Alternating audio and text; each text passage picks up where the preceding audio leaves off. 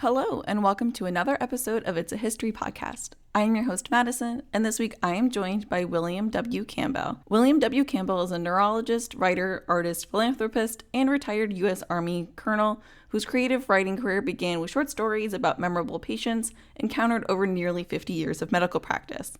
Today we are going to discuss his most recent release, a historical fiction titled Soldier for the Union, that explores the secret heroism of women who fought in disguise on the front lines of the Civil War. Before we get into the conversation, I just want to let you know that the audio on my end has a slight echo occasionally throughout the episode. I did my best to edit this out, but there is still a few instances where you can hear it. Even with the echo, this was a wonderful conversation. So with that, let's get right into it. Welcome to another episode of It's a History podcast. I am your host, Madison, and I am joined by William Campbell to talk about his most recent release, Soldier for the Union. William, if you want to introduce yourself a little. Well, my name is William W. Campbell. I guess the W might be important because William Campbell is such a common name. There were three of us in my high school graduating class. It's not quite John Smith, but it's very common. I'm a retired neurologist, retired Army doctor. Spent my career in academic medicine and in the military. Late in my career and early in retirement, began to do creative writing. And that's what I've been doing for the past few years. So that's kind of how I got to here. Okay. So with your history, being in medicine, being in the Army, I'm assuming that has some sort of inspiration for the book. So where did you get the inspiration to write for this book about the Civil War? Well, one day I was driving down the road, minding my own business. This was about 5 years ago. And I was listening to a podcast from the Uncivil series by Gimlet Media. And the Uncivil series goes over some unconventional aspects, outlooks, ways to look at the Civil War, things that you don't usually hear. And they played an episode called The Soldiers. And the soldiers discussed all the women who fought disguised as men during the Civil War.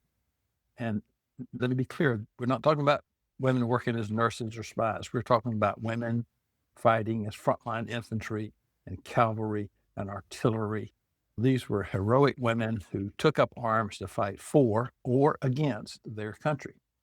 There's very thorough documentation of at least 250 of these cases in a book written by a woman who is a custodian of 19th century Army records at the National Archives. So she was in the perfect job to track down some of the documentation of these women soldiers.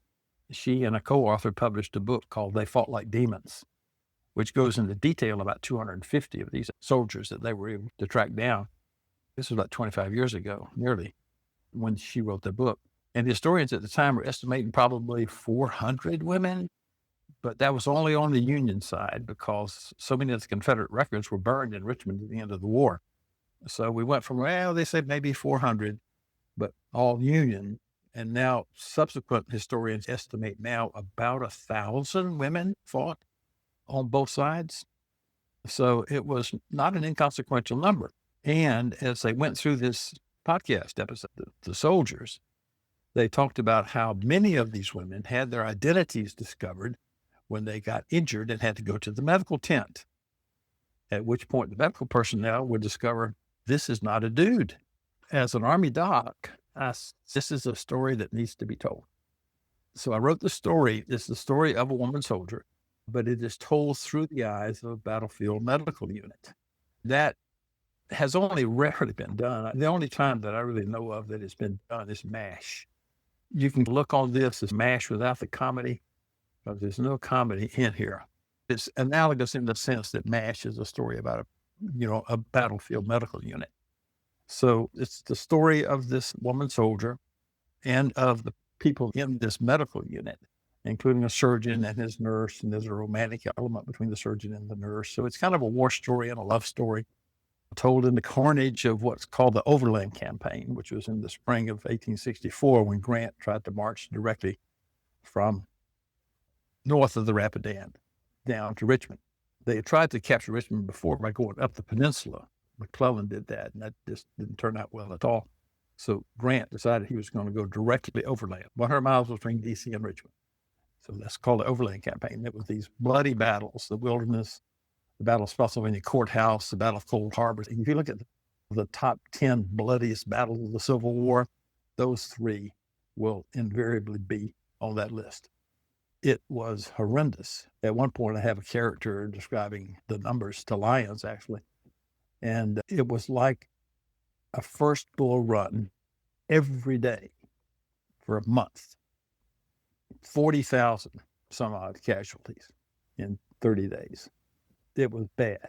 It was really bad. Yeah. And I think people don't really understand how bad, how brutal the war was, because sometimes it gets romanticized. And we talk about troop movements and battles, and you got the red squares and the blue squares. So it's this dispassionate look at things from a military perspective. What I try to look at is the human cost of war.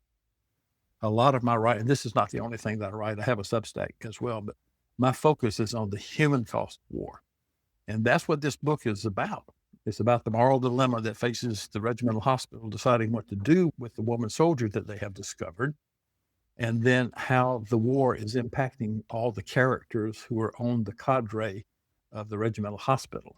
Reading the numbers of 40,000 people or 700 people died in this battle, but when you're reading a book and you're in the story and you can see the amount of people that are affected, it does make it more personal, more human. A lot of the books that I've covered on this podcast so far are these human storybooks where we are with the people. It's not an overview, it's more with them. And I really appreciate that look, because it does make these people who less than 200 years ago that were fighting for one cause or the other.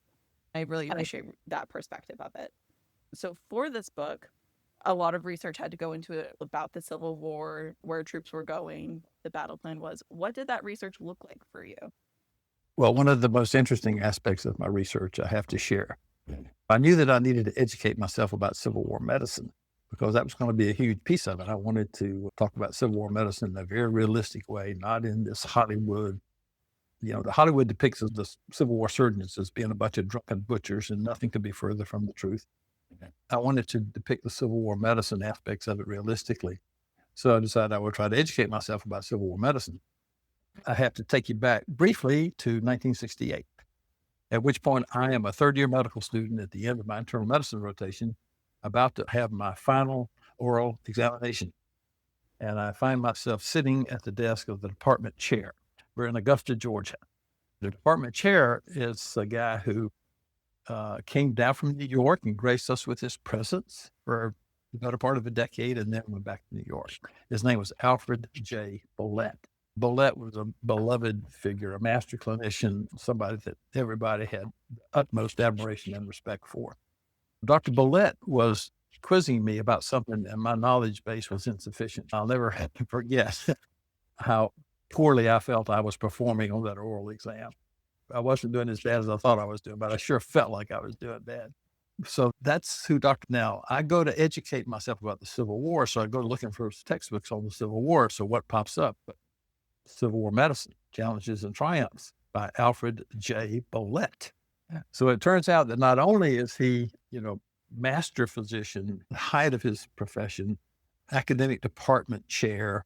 I think he might have gone to Lenox Hill in New York after he left Augusta. He went back to New York, but he was still in academic medicine, the pinnacle of achievement in his field. Then he had a side gig as an expert on Civil War medicine. He's written a bunch of stuff.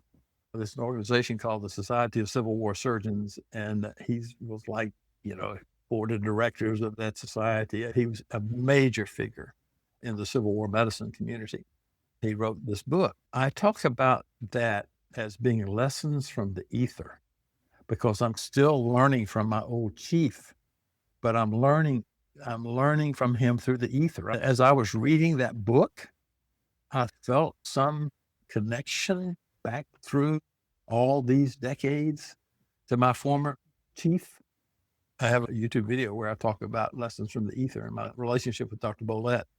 That was a big part of it, and that part of it was really enjoyable, really special. In terms of other research, the problem with writing about something like Civil War, I'm not sure it's the same for World War II, there's just such a vast amount of stuff to be known. It reminds me of the quote about the poet A.E. Housman, who said in a lecture, The sum of things to be known is inexhaustible, and no matter how long we read, we will never come to the end of our storybook. And that's the way it is with the Civil War. Shelby Foote wrote these books and formed his trilogy, these tomes, these huge things are 600 or 700 pages a piece. And there's just so many aspects to the Civil War that you just never dreamed of. I mean, the Civil War battles taking place in Arizona and Colorado and places, the Civil War extended to the coast of France. There was a notorious Civil War raider called the Alabama who terrorized Union shipping on the high seas, and she was tracked down by the USS Kearsarge and sunk off Cherbourg, right off the coast of France. Who knew, for instance, that Kit Carson, this mythical figure of the Old West, was in fact a Union Army colonel who was involved in an atrocity of war. He was the commanding officer in a thing called the Long Walk of the Navajo, where they decided, this thing all got mixed up with the, Indian wars of the time and this kind of stuff. And they decided they were going to move this huge group of Navajo from one place to another place, couple hundred anyway, miles, I guess. And it was similar to the Trail of Tears in the mortality. Union soldiers were murdering people who couldn't keep up, the sick, the infirm, the people who couldn't, and they fell out on the side of the road and were murdered by Union soldiers. Kit Carson was in command of that unit. Who knew that? Who knew that? But you can go on and on and on down these rabbit holes. And the problem is that at a certain point, you have to stop doing research and start writing, because I could just sit and read about the Civil War all day. Is that compelling? Is that interesting? There's so much stuff. Yeah. Trying to find that spot where you're like, okay, I've got a good baseline. Now I just have to center it in and find where I want to be. And I have to give a shout out to Wikipedia, because there's a tendency for people to want to try to look down their nose.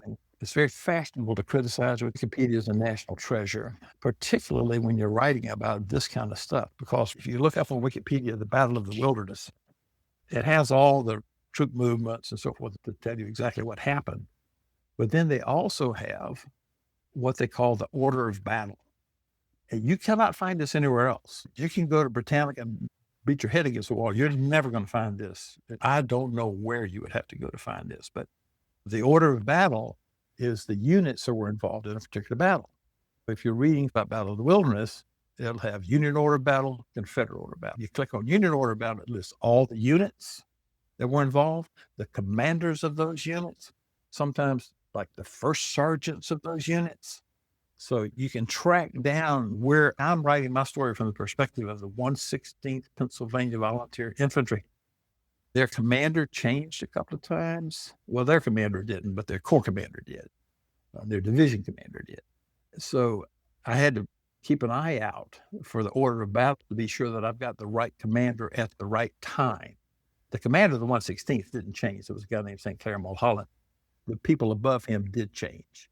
So I had to constantly be aware of those kinds of shifts. What division, you want to get it right, but not overdo it. That's a very fine line to walk, because you overdo it and people say, oh, you're just writing a history book. I tried not to just write a history book, but the history is part of the story. It's so compelling. What was going on militarily during that overland campaign has a direct bearing on what's going on with the characters in the story. Yep, they're linked. You can't separate them. To tell the story of the characters, you have to tell the story of the Civil War, at least during the time period that you're talking about. You have to include that information for the story to make sense and to be complete.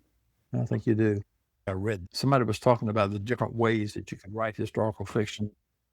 One being kind of Hilary Mantel style, where you go into deep detail and you have absolutely everything correct. You're impulsive about historical accuracy.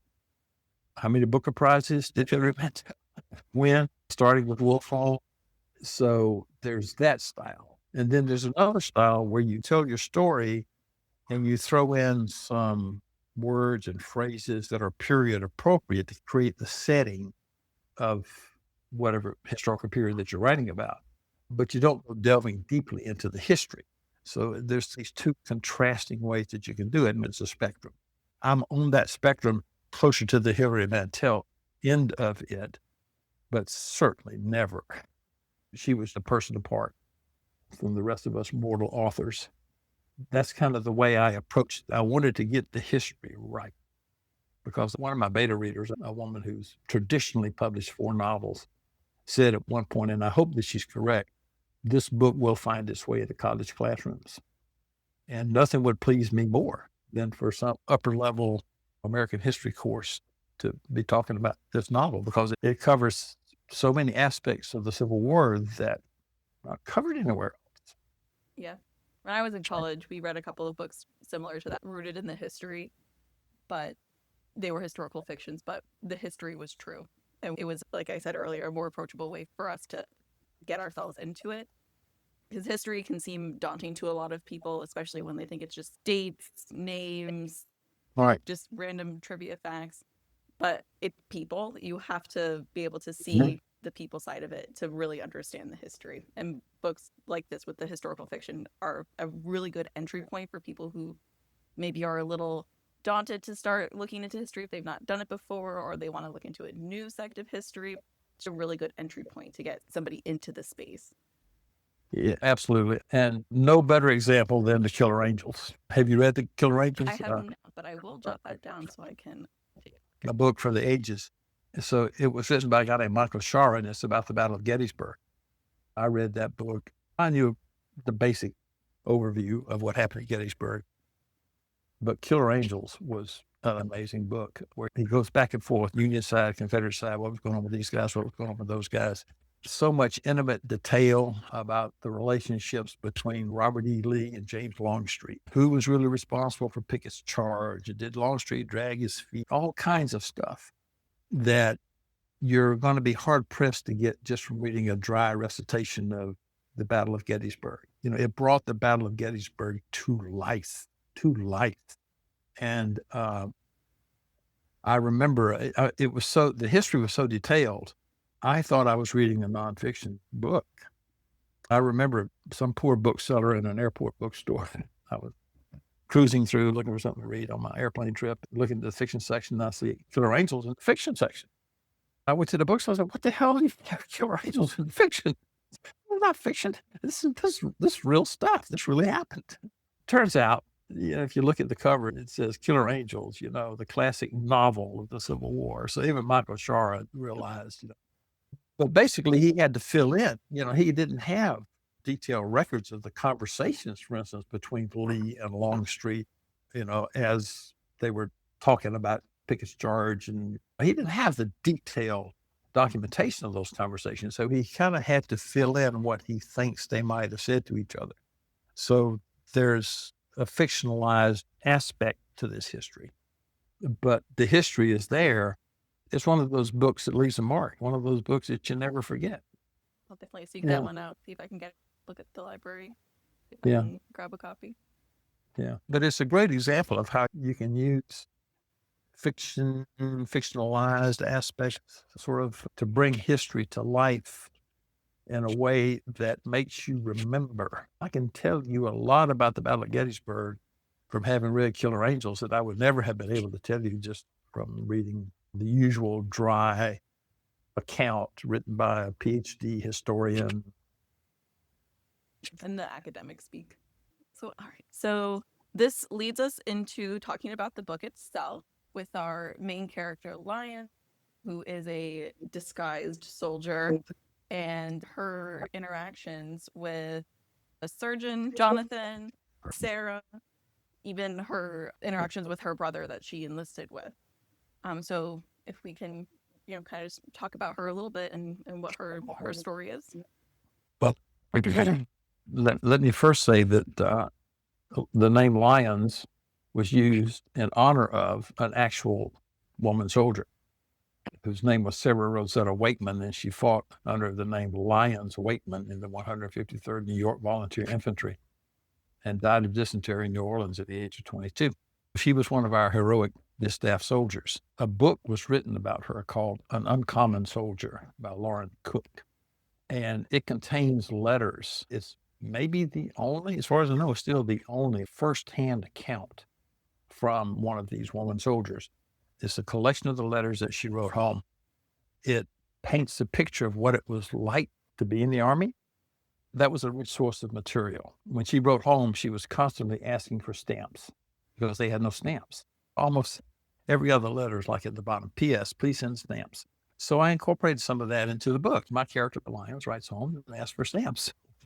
Lyons Wakeman, the real Lyons, also had premonition that she wasn't going to survive the war. So premonitions play into the novel a bit.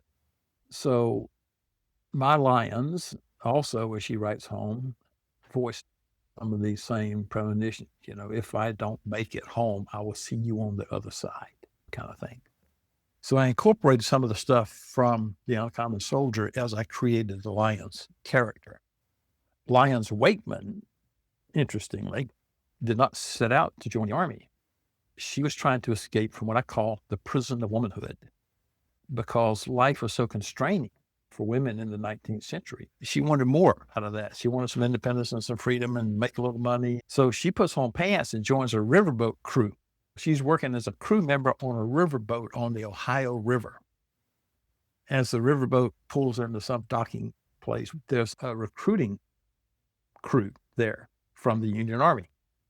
Recruiters are out in the countryside trying to persuade people to enlist. And she runs into these recruiters and they persuade her, hey, we got this nice bonus. The bonuses were pretty significant. So they paid her a nice bonus. She sent part of that home. That's how she wound up in the Army. She didn't set out to join the Army. She set out to get herself a little bit of freedom from the constraints on her life as a 19th century woman. That's who Lyons, the character, is based on. A lot of what happened to Lyons, the actual individual, is reflected in the book. Lyons, the character, joins with her brother, which was common. The women soldiers oftentimes joined with brothers, boyfriends, fathers, husbands. Relatively few joined all by themselves. They usually went with some man. Lyons joins with her brother, and things become difficult. Bad stuff happens. It is the Civil War. One of the themes of the story is grief, particularly complex grief. And how is complex grief different from ordinary grief? My surgeon, Jonathan, is also dealing with some of the same issues because he lost his wife. He shares that with Lyons because they both have lost a loved one and feeling responsible for that loss, both of them. That's another of the themes that runs through the book. Lyons joins with her brother and fights heroically. There's very graphic battle scenes, Battle of Fredericksburg, particularly Chancellorsville, and I'll cover some of these past battles too. It's not all overland campaign. Lyons fights heroic. She winds up wounded in the medical tent, and a lot of this comes out what her war experiences have been up until that time and some of the horrors that she's seen. Headless horseman. She's dealing with a lot of stuff. She has PTSD. I try to paint that picture because the PTSD that happened in the Civil War is no different than the PTSD that happened in Vietnam. It's the same condition. Herodotus described the psychological trauma of war in Greek warriors 3,000 years ago. Don't pin me down on the date, okay, but shall we say millennia ago. So there has been writing about the psychological trauma of combat going back ages and ages and ages. And there's actually a really good book that looks at a particular unit. It's a Union Army unit. It covers what they call the long reach of the war. They looked at a bunch of Union Army veterans who are in a mental hospital. The case that they make is this PTSD. These are the same symptoms that we associate with PTSD that we recognize in current, Vietnam, Iraq, Afghanistan, any war. It's all the same condition. They call it shell shock in World War I. They call it battle fatigue in World War II. They renamed it PTSD after Vietnam. It's all the same thing. She's suffering from these symptoms that we recognize as being part of that syndrome. That's going on. There's this grief thing going on. But in the midst of all of it, these characters support each other. They support each other because they're all going through stuff. It's kind of another theme is the human connections that sustain us in our darkest hours. When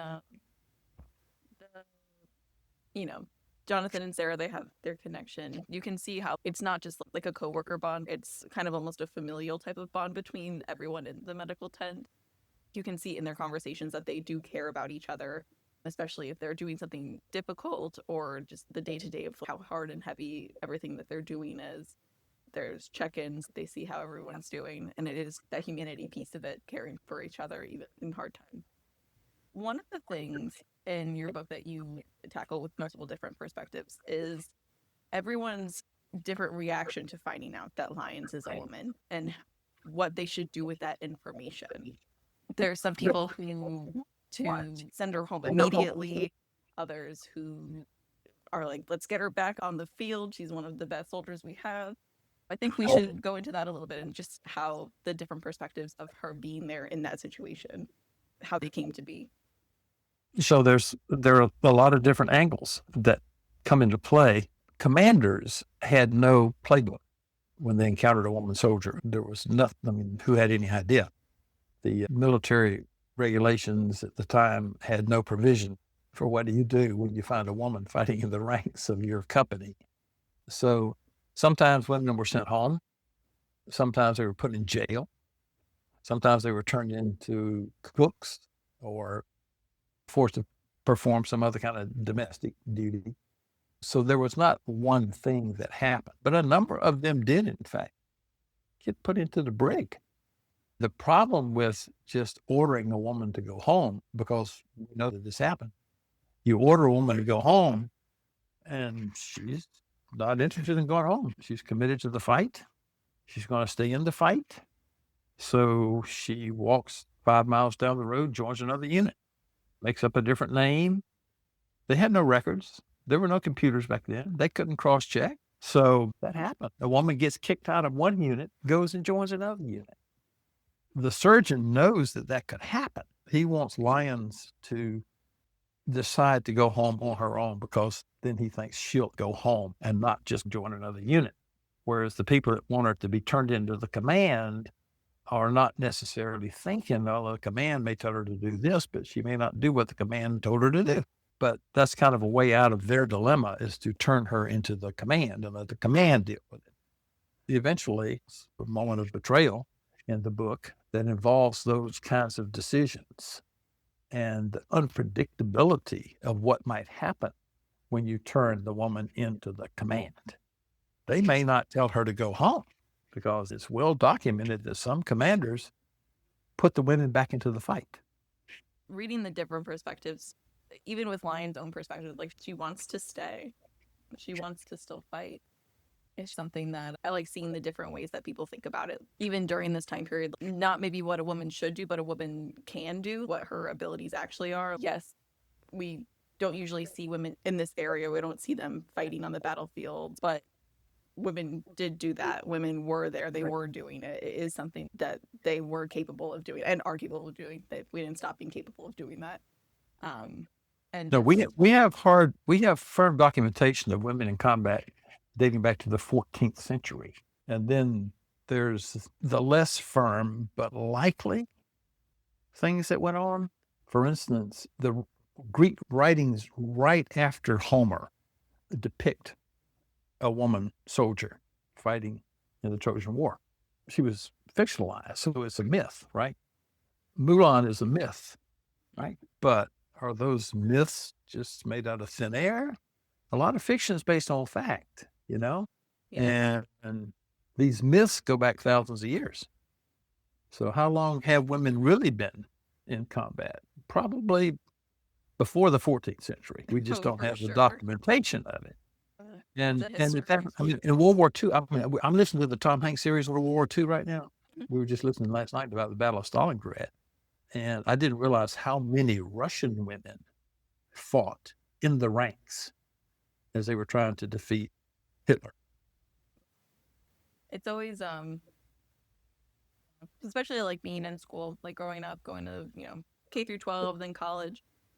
It's not something that we talk about a whole lot, and this is something that we come about usually after college on our own. It's just not something that's included in the courses, and I wish we were a little bit more honest with our history as we're growing up. This shouldn't be something that you wait until you're older to know. It's something that we should be highlighting. Like, yes, women have been fighting in wars for hundreds, thousands of years. Right. And they Have you ever read, I'm sorry to interrupt you, Oh, but, you're good. but have you ever read Lies My Teacher Told Me? No, I have not. So here's your second reading assignment besides Killer Angels. And that's a book called Lies My Teacher Told Me. And it has to do with exactly what you're talking about. All the stuff that we learned in school that just ain't so, you know? So that's exactly what we're talking about. Is there anything else with Lion's story that you want to cover before we go? No, just the fact that she's struggling. She's trying to get better. She seeks out counseling. She goes and talks to a chaplain named William Corby, who later became president of Notre Dame. So she goes and talks to Father Corby about her nightmares and her poor sleep and her recurring memories and flashbacks. So she actually recognizes that something is amiss with her in the head, and she goes to try to get some help. And Father Corby, does his best, but his best then was say some Hail Marys and pray the rosary and that kind of thing. Not that treating PTSD is easy now, but the methods that they might have had then. Say again? You work with the information you have. You don't know what you don't know until you work. Exactly. It's just like they didn't have antibiotics at the time of the Civil War. Psychology hadn't even been invented yet. Concepts like the stress of combat, stress wasn't a thing. It took William James, and I don't know exactly when William James came along, early 19th century, before psychology became an accepted area of study into human behavior. So no, they did not have those tools any more than they had antibiotics. I really enjoy reading this book. So I think if you're interested in Civil War history, that you will also enjoy reading this book. Bill, where can listeners find you and the book? Okay, the book's available everywhere books are sold. It may not necessarily be in the brick and mortar bookstores, but anywhere online, Amazon, Barnes & Noble, bookshop.org for independent booksellers, so you can buy it there.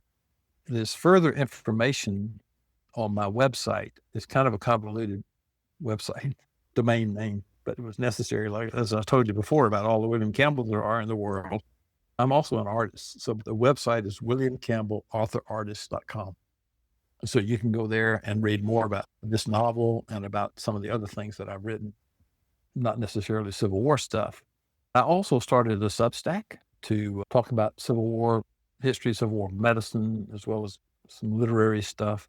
The Substack is called Civil War Dispatches. So if you search for Substack Civil War Dispatches, it should take you right there. There's posts that I've written about women in combat and treatment of yellow fever, different things that are relevant to the Civil War era.